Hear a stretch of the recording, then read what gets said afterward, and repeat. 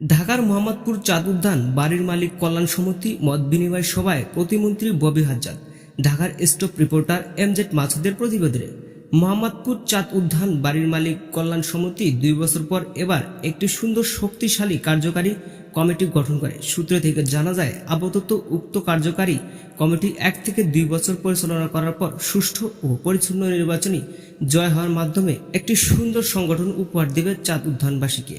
23 মে শনিবার চাঁদ উদ্যানে হাউজিংয়ে একটি খোলা স্থানে বিশাল পরিসরে আয়োজন করা হয় বার্ষিকীর মতো মত বিনিময় সভা।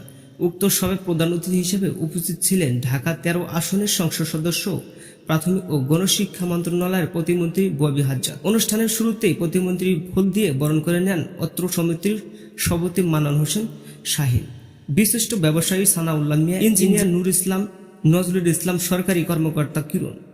এরপর ফুল দিয়ে বরণ করে নেন শেখ বজলুর রহমান কলেজের প্রিন্সিপাল ও গভর্নিং বোর্ডের চেয়ারম্যান মোহাম্মদ আবু হানিফ সহ শিক্ষক শিক্ষিকাবৃন্দ। অনুষ্ঠানটির সঞ্চালনায় ছিলেন উক্ত মালিক সমিতির যুগ্ম সাধারণ সম্পাদক সাংবাদিক এমজেড মাসুদ। শুভেচ্ছা বক্তব্য রাখেন বাড়িওয়ালা হাজী হারুনুর রশিদ সবুজ। প্রতিমন্ত্রী ববি হাজ্জাদ তার বক্তব্য বলেন, চাঁদ উদ্যানকে ঢাকা শহরের উন্নয়ন মডেল রোল হিসেবে তৈরি করে দেখাবেন।